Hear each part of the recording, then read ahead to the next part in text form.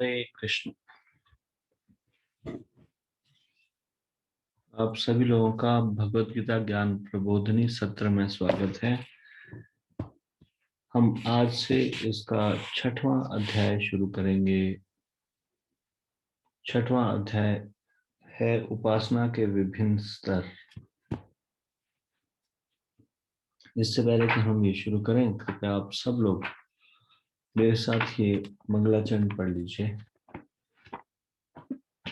ओम अज्ञानतिमिरान्धस्य ज्ञानाञ्जनशलाकया चक्षुरुन्मिलितं येन तस्मै श्रीगुरुवे नमः।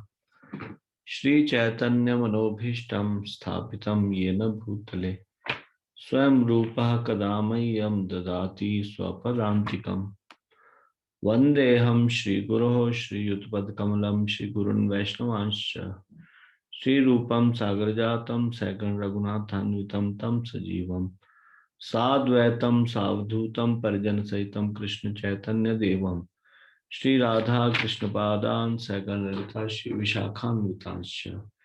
हे कृष्ण करुणा सिंधु दीनबंधु जगतपते गोपेश गोपिका कांत राधा कांत नमोस्तुते। तप्त कांचन गौरांगी राधे वृंदावनेश्वरी वृषभानुसुते देवी प्रणमामि हरिप्रिये। जय श्री वंशाकल्पतरुभ्यश्च कृपा सिन्धुभ्य एव च पतितानां पावनेभ्यो वैष्णवेभ्यो नमो नमः। जय श्री कृष्ण चैतन्य प्रभु नित्यानंद श्री अद्वैत गदाधर शिवासादि गौर भक्तवृंद। हरे कृष्ण कृष्ण कृष्ण हरे हरे, हरे राम राम राम हरे हरे।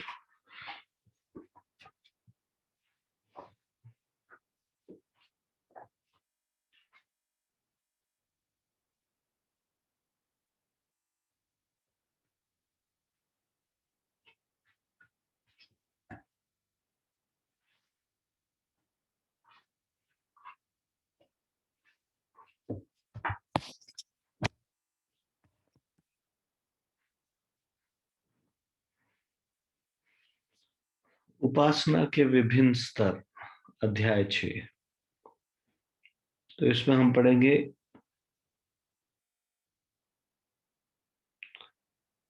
ईश्वर एक है एवं भगवत प्रेम, ईश्वर के नियमों का पालन करना, ईश्वर की सेवा, भगवत धाम वापस जाना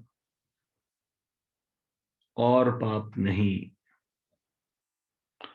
पवित्र नामों का गुणगान, भौतिक सुखों का बलिदान और त्याग, आध्यात्मिक गुरु की शरण ग्रहण करना।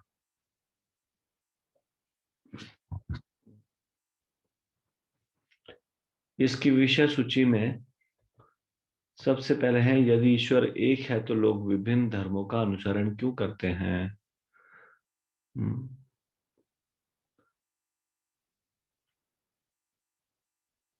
श्रोताओं की सत्य को पहचानने की क्षमता के अनुसार ही धर्म प्रस्तुत किए जाते हैं। प्रमाणनीय व अचिंत्य ज्ञान, जानकारी की गहनता, विभिन्न धर्म एक ही संदेश, भगवान के साथ हमारा संबंध भय से प्रेम की ओर विकसित, प्रेम के स्तर, मार्ग और पूर्व स्तरों मार्गों में भेद। फिर इसमें हम कथा सुनेंगे, स्वार्थ रहित प्रेम की कोमल भावनाएं। फिर अगला टॉपिक होगा व्यक्तिगत अथवा सामूहिक चर्चा कार्य ईश्वर प्रेम के विषय में जानना। उसमें एक कथा होगी, भक्त प्रहलाद भगवान के शुद्ध भक्त। फिर 6वां अध्याय भगवत प्रेम जागृति, समाज सेवा से श्रेष्ठ कैसे हैं। और अंत में देवी एवं आसुरिक। उपासना के विभिन्न स्तर।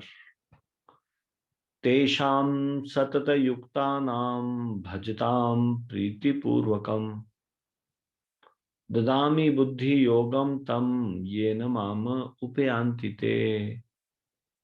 ये भगवत गीता के 10वें अध्याय का 10वां श्लोक है। इस अध्याय के शुरुआत में इस भगवत गीता से इस श्लोक को उद्धृत किया गया है।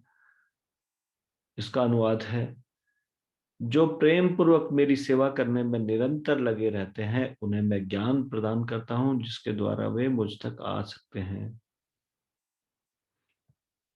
तो अब सबसे महत्वपूर्ण प्रश्न है, यदि ईश्वर एक है तो लोग विभिन्न धर्मों का अनुसरण क्यों करते हैं? If God is one, why do people follow different religions? ये बड़ा महत्वपूर्ण प्रश्न है। अगर भगवान एक है तो फिर इतने सारे धर्म क्यों, लोग इतने सारे धर्मों को क्यों पालन करते हैं या अनुसरण करते हैं?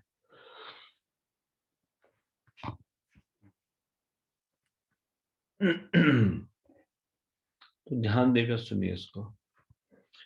कुछ लोग नास्तिक तो नहीं है, अपितु स्वीकार करते हैं कि कोई परमेश्वर है जो परम नियंता और स्वामी है।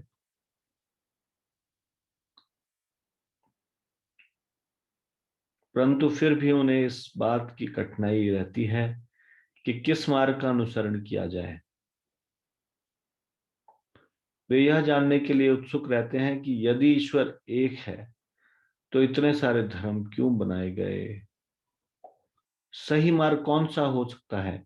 क्या ये सभी मार्ग सही है? क्या वे सभी एक ही गंतव्य की ओर जाते हैं?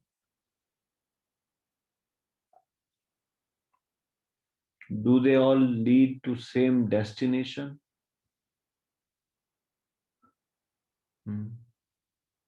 क्या वे विभिन्न गंतव्यों की ओर जाते हैं? Do they lead to different destinations?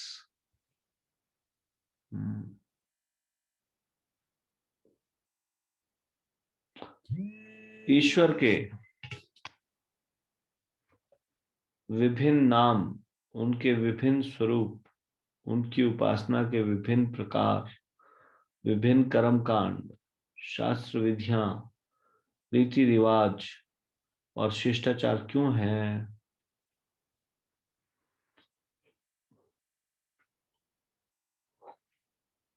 भगवान के अलग अलग नाम क्यों हैं? अलग अलग स्वरूप क्यों है? उनकी उपासना का अलग अलग तरीका क्यों है?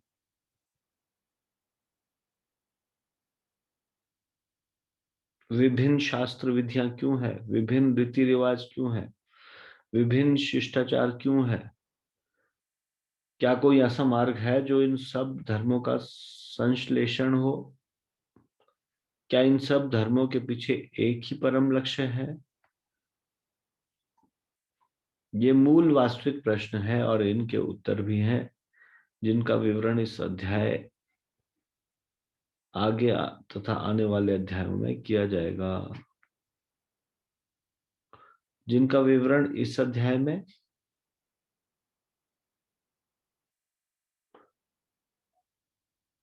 और आने वाले अध्यायों में किया जाएगा। तो अब ये बड़ा महत्वपूर्ण है। श्रोताओं की सत्य को पचाने की क्षमता के अनुसार ही धर्म प्रस्तुत किए जाते हैं।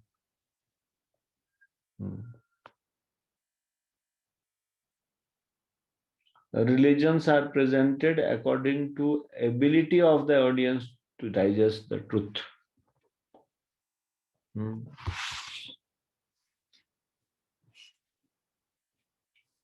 ऐसा ये भगवान की द्वारा व्यवस्था है।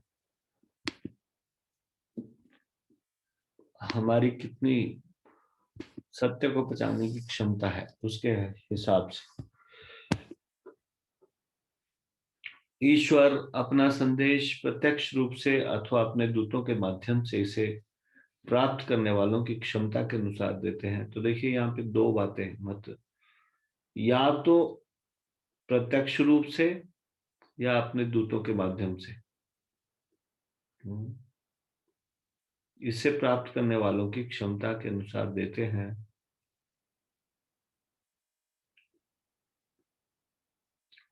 तो दो तरह से देते हैं भगवान संदेश।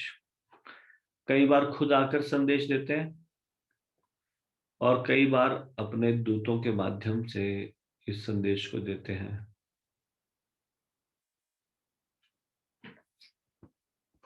देखिए, भगवत गीता ये कृष्ण भगवान स्वयं आकर ये संदेश दे रहे हैं। भगवत गीता की वाणी है स्वयं भगवान के द्वारा। और कई बार अपने दूतों के माध्यम से, मतलब नारद मुनि के माध्यम से, प्रहलाद महाराज के माध्यम से, अनेक भक्त हुए उनके माध्यम से। और इसका एग्जाम्पल है कोई इसके अलावा कि जो संदेश भगवान दे रहे खुद आकर और अपने दूतों के माध्यम से।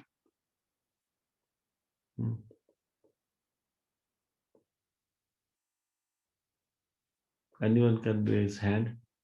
कोई बता सकते हैं ये चीज? और कोई एग्जाम्पल है जहां पे भगवान प्रत्यक्ष रूप से संदेश दे रहे हो और दूतों के माध्यम से दे रहे हो? जैसे मैंने एक एग्जाम्पल बताया कि कृष्ण भगवान ने संदेश दिया प्रत्यक्ष रूप से आके, और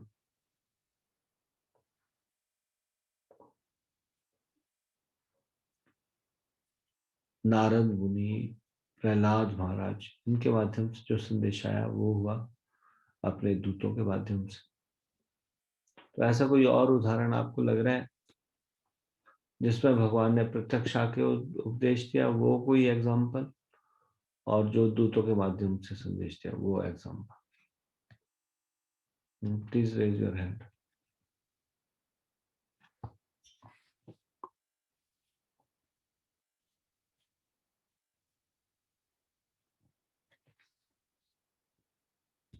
कलवती माता जी बताइए। हरे कृष्णा प्रभु जी, दंडवत प्रणाम। धन्यवाद जी। प्रभु जी, प्रत्यक्ष तो चैतन्य महाप्रभु और दूतों के माध्यम से श्रील प्रभुपाद भी हो सकता है। हरे कृष्णा प्रभु जी, दंडवत प्रणाम। ये हो सकता है, धन्यवाद।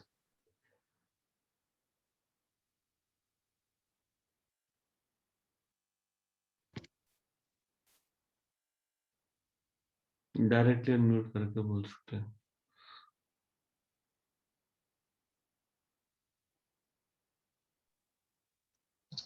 हरे कृष्ण प्रभु जी, प्रणाम। धन्यवाद प्रणाम प्रभु जी। प्रभु जी, दूत तो बहुत सारे प्रभु जी, भगवान के इतने सारे भक्त हैं। जैसे हमारे आचार्य गुरु परंपरा में सारे भक्त ही प्रभु जी, भक्ति सिद्धांत सरस्वती और कृष्णदास बाबू जी महाराज।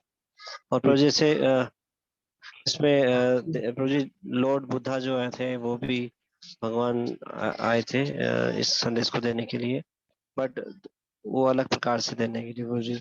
और दूसरा प्रभु जी, ये ईसा मसीह और मोहम्मद साहब, ये प्रभु जी ये मैसेज। तो ये क्या थे, भगवान के दूत या भगवान स्वयं? मतलब ये सब ईसा मसीह और जो मोहम्मद है प्रभु जी, वो तो दूत हैं भगवान के, मैसेंजर।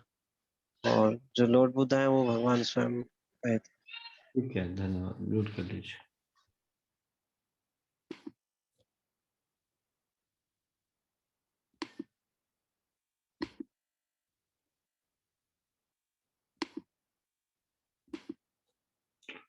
ईश्वर अपना संदेश प्रत्यक्ष रूप से अथवा अपने दूतों के माध्यम से इसे प्राप्त करने वालों की क्षमता के अनुसार देते हैं। यानी कि क्षमता नहीं हो तो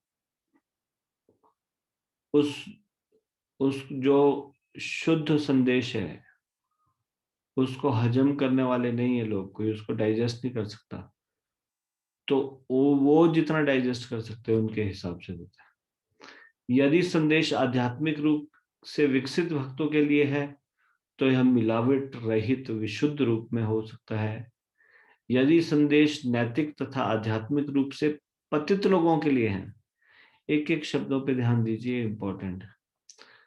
यदि संदेश किसके लिए? शुद्ध भक्तों के लिए, आध्यात्मिक रूप से विकसित भक्तों के लिए, तो यह संदेश भी शुद्ध रहेगा। और अगर कोई संदेश नैतिक और आध्यात्मिक रूप से पतित लोगों के लिए है तो इसे अस्वीकृत की संभावना के कारण, अस्वीकृति की संभावना क्या मतलब, जब शुद्ध अगर उनको ज्ञान दिया जाएगा, शुद्ध संदेश दिया जाएगा, तो वो अस्वीकार न कर दे, ऐसी संभावना के कारण यथोचित रूप में से परिवर्तित किया जाता है और सीमित रूप से आध्यात्मिक प्रगति करने में उनकी सहायता करता है। तो फिर ऐसा संदेश दिया जाएगा कि चलो कुछ तो प्रोग्रेस करें, उस आध्यात्मिक प्रोग्रेस। अब देखिए, मान लीजिए कोई घोर तमोगुणी व्यक्ति है,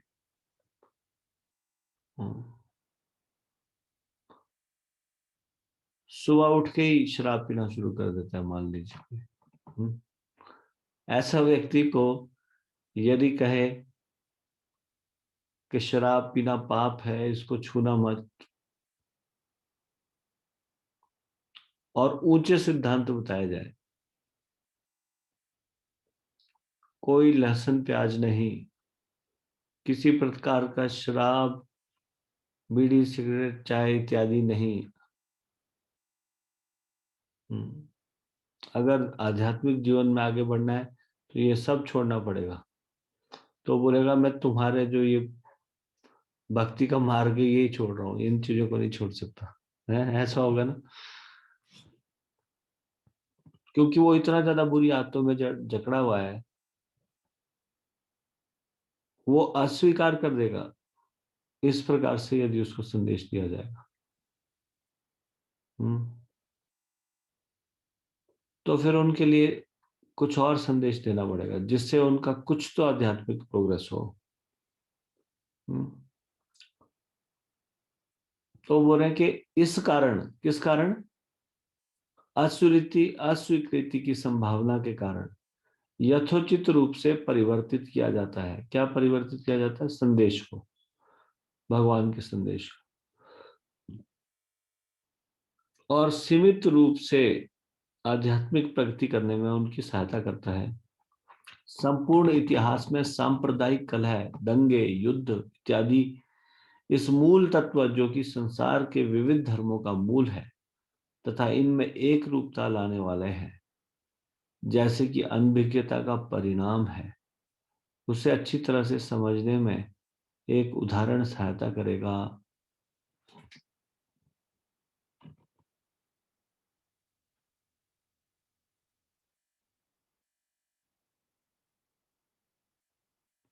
अब यहाँ पे बताया जा रहा है, प्राथमिक पाठशाला में एक बालक को प्रारंभिक संयोजन, जोड़ करना और वियोजन, घटाना सिखाया जाता है।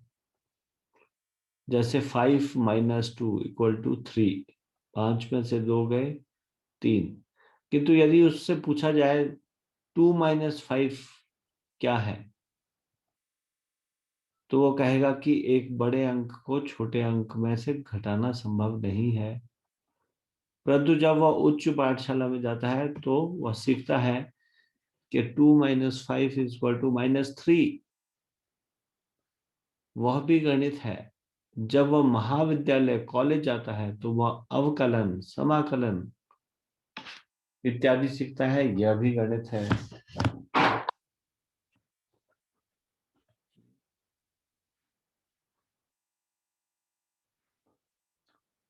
अवकलन, समाकलन, ये डिफरेंशिएशन और इंटीग्रेशन इसको बोला जाता है। तो जब वो कॉलेज में जाता है तो फिर ये differentiation, integration, differential calculus, integral calculus वगैरह, ये भी मैथमेटिक्स है। यद्यपि प्रत्येक स्तर पर उसके द्वारा प्राप्त ज्ञान गणित विषय के अंतर्गत ही आता है, फिर भी प्राथमिक पाठशाला के गणित और स्नातकोत्तर यानी कि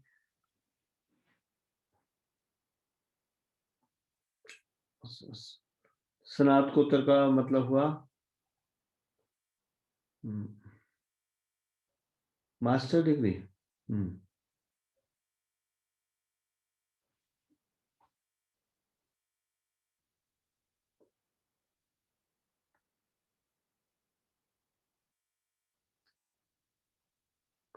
प्राथमिक पाठशाला के गणित और स्नातकोत्तर मतलब पोस्ट ग्रेजुएशन के गणित में स्तर का अंतर है।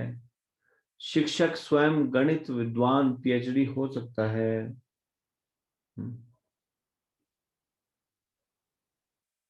किंतु वह विद्यार्थी के बोध स्तर के अनुसार उसके प्राथमिक पाठशाला, उच्च पाठशाला अथवा महाविद्यालय के स्तर के आधार पर ही पढ़ाएगा।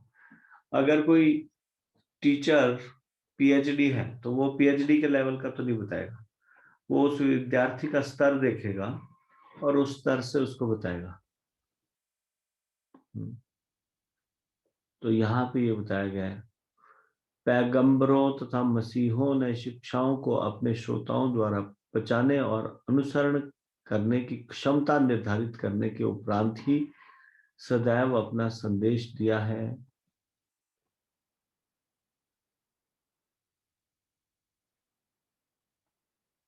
हम समझ सकते हैं कि जब पैगंबर मोहम्मद ने उन्हें प्रकट कुरान के संदेश का उपदेश दिया था, तब उनके श्रोताओं में नैतिक रूप से पतित लोग सम्मिलित थे।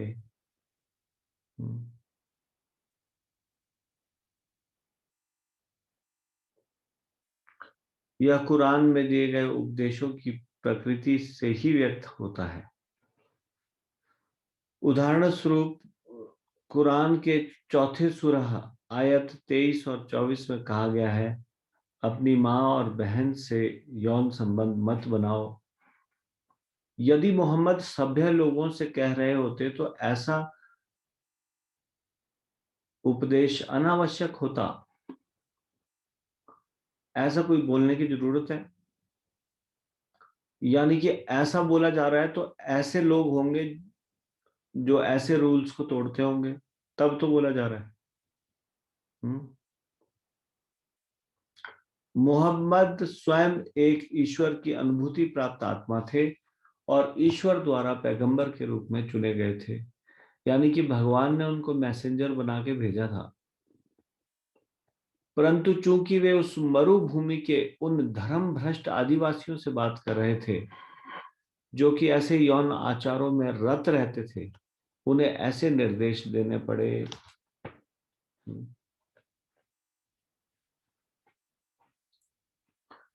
देखो, आपने मक्का और मदीना देखा है तो सुना है कि मिडल ईस्ट में है ना, मक्का मदीना सऊदी अरेबिया में, क्या है वहां पे? मरुस्थल, डेजर्ट। ठीक है, ऐसे स्थान पे ये ट्राइबल पीपल होते थे। डेजर्ट लैंड में ट्राइबल लोग, ट्राइबल मतलब आदिवासी लोग, असभ्य लोग, जो ऐसे यौन आचरणों में रत रहते थे, तो उनको ऐसे निर्देश देने पड़े। अदरवाइज ऐसे उपदेश देने की आवश्यकता है क्या? कौन ऐसा उपदेश देगा? यानी कि ऐसे लोगों को उपदेश देना पड़ेगा जिनको इतनी भी समझ नहीं है, जानवर की तरह जीवन जी रहे हैं, कि कम से कम जो ब्लड रिलेटिव है वहां पे तो संयमित आचरण रखे।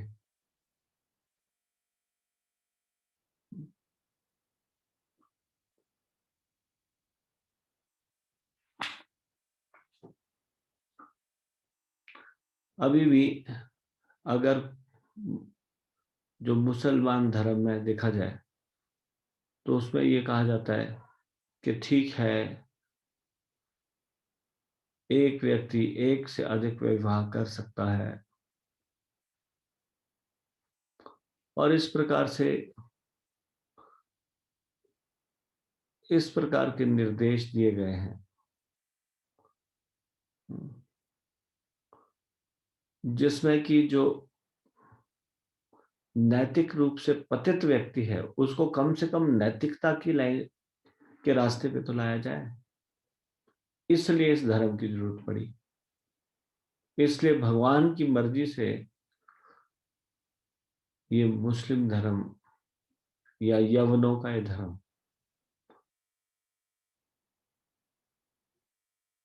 उनको शिक्षा देने के लिए पैगंबर के रूप में मोहम्मद आए।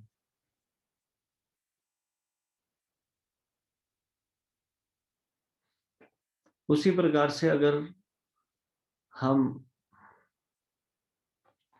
जीसस को ले लें, जीसस क्राइस्ट जिसको यीशु भी कहा जाता है, वो मछुआरों को प्रचार करते थे।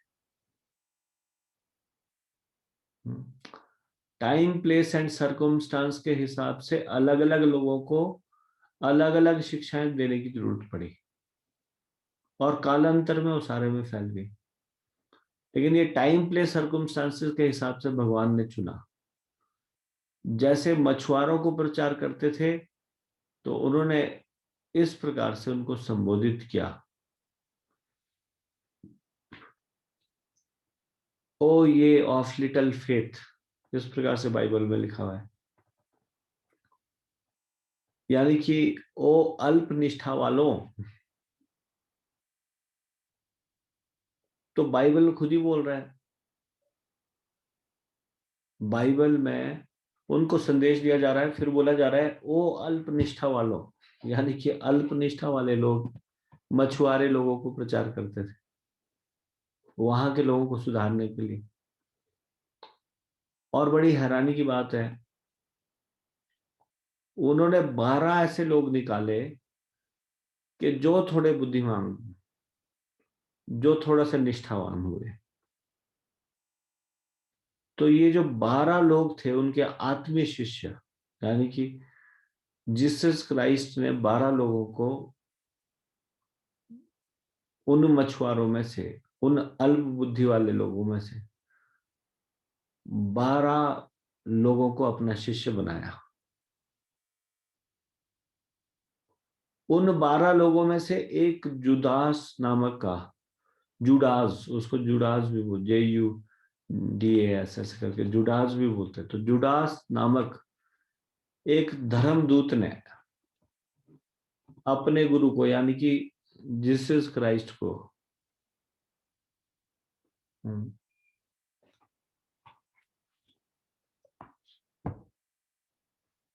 चांदी के 30 टुकड़े, यानी कि 30 कॉइन्स, सिल्वर कॉइन्स के लिए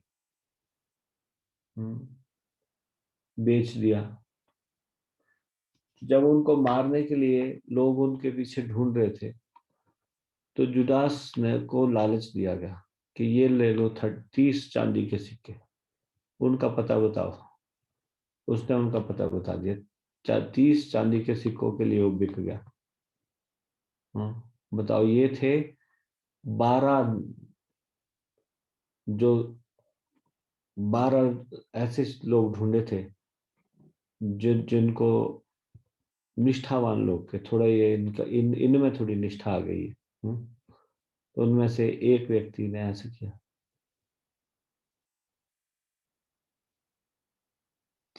फिर पीटर नाम का एक धर्मदूत था, यानी कि एक दूसरा शिष्य था पीटर।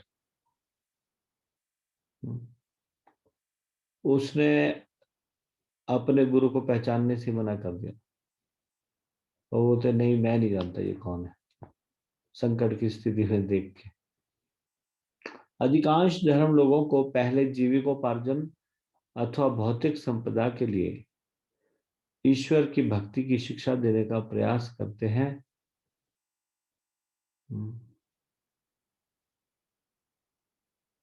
तो बाइबल में बोलते हैं give us our daily bread, सुना है आपने इस तरह? यानी कि उनको सिखाते हैं कि चलो कुछ किसी भी तरह से भगवान की ओर मुड़ो, जीविकोपार्जन के लिए चलो, भौतिक संपदा के लिए ईश्वर की भक्ति करो, तुम्हारी सारी प्रॉब्लम दूर हो जाएगी। फिर बाद में ईश्वर की सत्ता को मानने की शिक्षा देते हैं। इस प्रकार वे प्राय ईश्वर का एक आदेश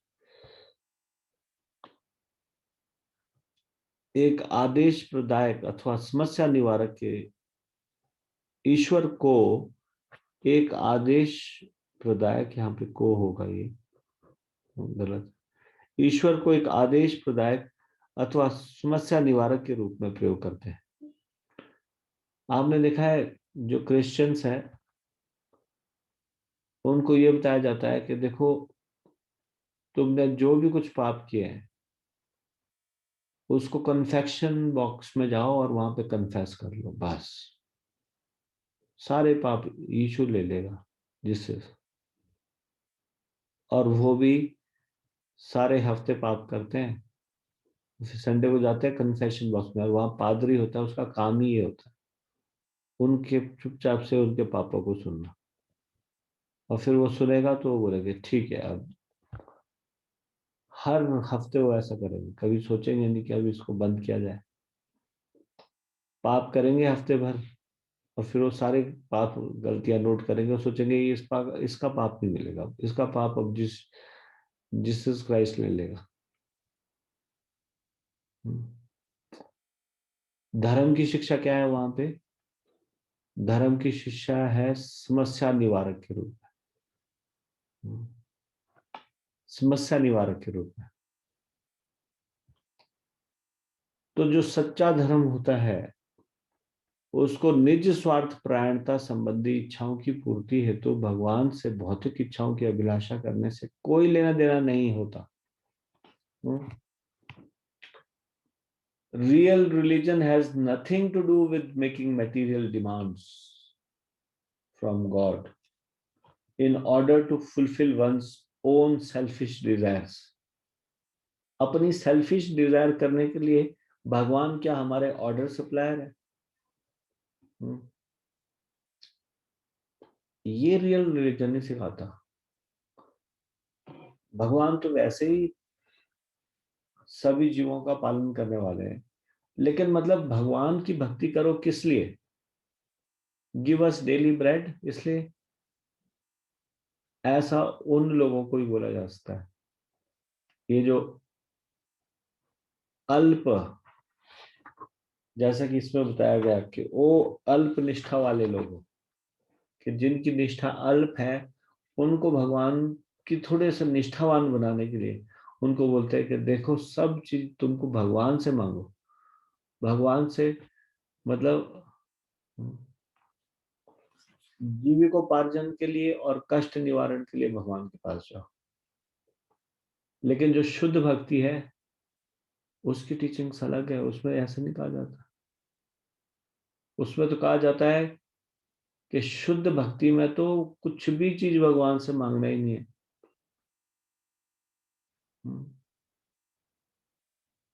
तो सच्चे धर्म को निज स्वार्थ परायणता संबंधी इच्छाओं की पूर्ति हेतु भगवान से भौतिक इच्छाओं की अभिलाषा करने से कोई लेना देना नहीं है। जो हमारी ये स्वार्थ सेल्फिश डिजायर्स है उनको पूरा करने के लिए भगवान के पास जाना, ऐसा नहीं है सच्चा धर्म।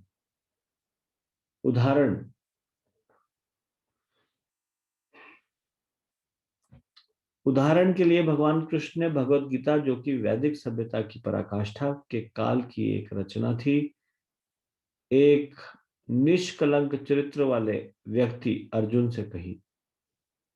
देखिए अर्जुन का स्तर देख लीजिए। अर्जुन जब स्वर्गलोक में शिक्षा ग्रहण कर रहे थे,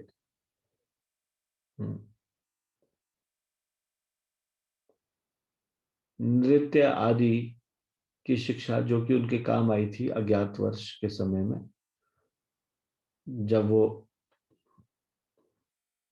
उत्तरा के शिक्षक बने थे। तो ये अर्जुन जब वहां पे थे तो उर्वशी उनके ऊपर मोहित हो गई और एकांत समय में, रात के समय में अर्जुन के कक्ष में आई। और जैसे अर्जुन ने देखा, वो हाथ जोड़ के बोलते हैं, हे माते, आप इस समय यहाँ कैसे, मैं आपकी क्या सहायता कर सकता हूँ? और फिर जब उन्होंने अपने मन की अभिलाषा बताई तो अर्जुन ने उनको माता के रूप में संबोधित किया और उनके इस प्रस्ताव को अस्वीकार कर दिया। तो सोचिए कितना नैतिक चरित्र वाला व्यक्ति था वो अर्जुन। तो वैदिक सभ्यता जो है ऐसे व्यक्ति को दी गई। भगवान कृष्ण भगवत गीता वैदिक सभ्यता की पराकाष्ठा के काल की रचना थी। और कैसे व्यक्ति को दे रहे हैं? एक निष्कलंक चरित्र वाले व्यक्ति को दे रहे हैं, अर्जुन को। भगवत गीता बिना किसी शर्त के परम पुरुषोत्तम भगवान श्री कृष्ण की इच्छा के सामने पूर्ण रूपेण समर्पण की शिक्षा देती है।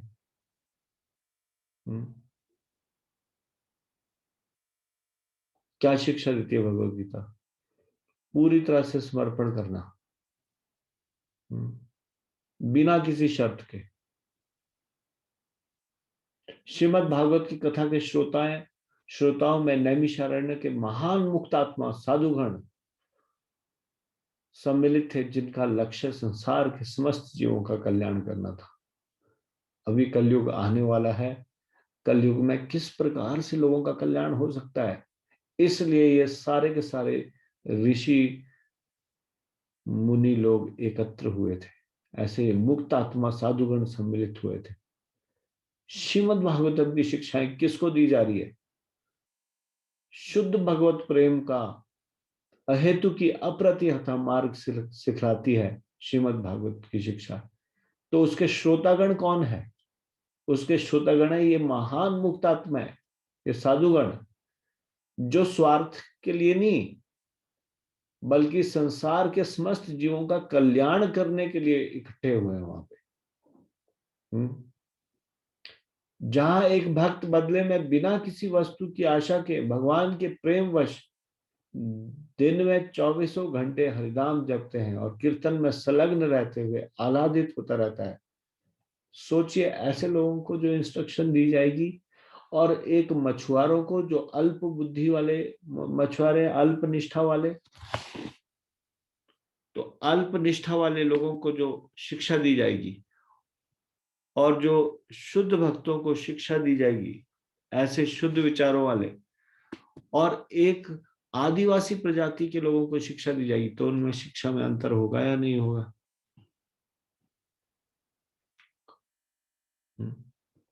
एक तो कहता है कि मैं भगवान का दूत हूं, अब भगवान का दूत हूं, और वो आदिवासी लोगों को शिक्षा देते हैं। दूसरे कहते हैं मैं भगवान का पुत्र हूं, वो इन मछुआरों को शिक्षा देते हैं। तो ऑडियंस देख लो दोनों की कैसी ऑडियंस है। और तीसरा जो वैदिक शिक्षा है उसके ऑडियंस को देख लो। अर्जुन, निष्कलंक चरित्र वाले अर्जुन, ये ऋषि मुनि, ये किस प्रकार के ऑडियंस है?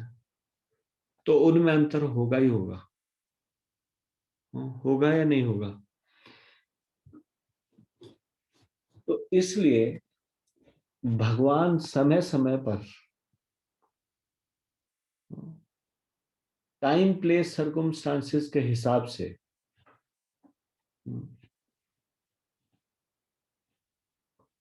समय, स्थान और परिस्थितियों के मुताबिक अलग अलग लोगों को भेजते हैं या खुद जाते हैं अलग अलग प्रकार की शिक्षाएं देने के लिए। इसलिए डिफरेंस दिखाई देता है। Why there are so many religion when God is one? जब भगवान एक है, इतने सारे धर्म क्यों?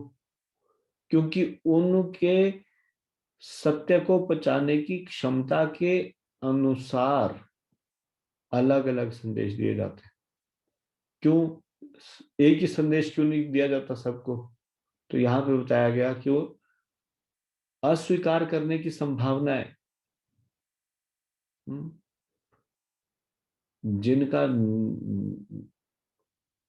जो पतित है, जिनका चरित्र निम्न स्तर का है, उनको शुद्ध शिक्षा दी जाएगी तो वो उसको हजम नहीं कर पाएंगे, डाइजेस्ट नहीं करेंगे और नकार देंगे। वो सोचेंगे हम इससे अच्छा ऐसी ठीक है, हम नहीं करते ऐसे भक्ति। ये हमारे बस की नहीं है। तो भगवान बोल रहे अच्छा चलो तुम्हारे बस का ये तो है, कम से कम पाप करना तो छोड़ो।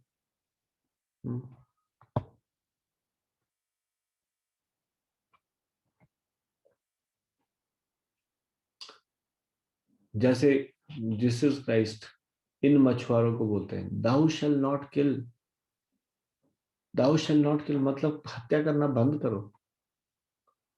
हाँ।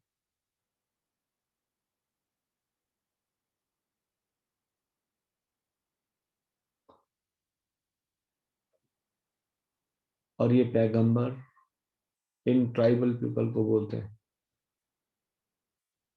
कि खून का साथ, जहां पे खून का रिश्ता हो वहां तो कम से कम यौन संबंध मत बनाओ।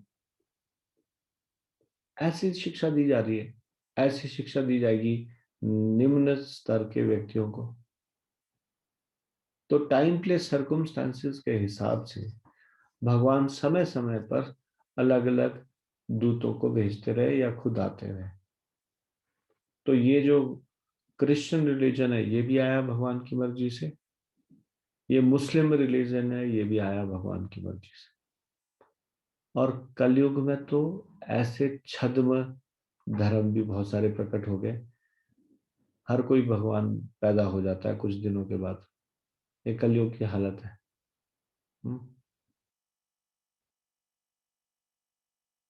और नए नए धर्म, मानव निर्मित धर्म, खुद से बनाए हुए धर्म, ऐसे धर्म बन जाता है। तो ये जो अलग अलग धर्म है ये किसी विशेष प्रयोजन से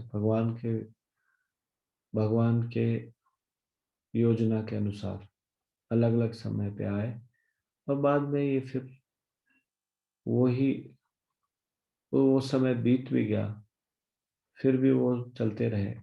तो अलग अलग समय पे जैसे बुद्धिस्ट रिलीजन, बुद्धिज्म आया, उसमें लोग बहुत ज्यादा मांसाहारी हो गए थे।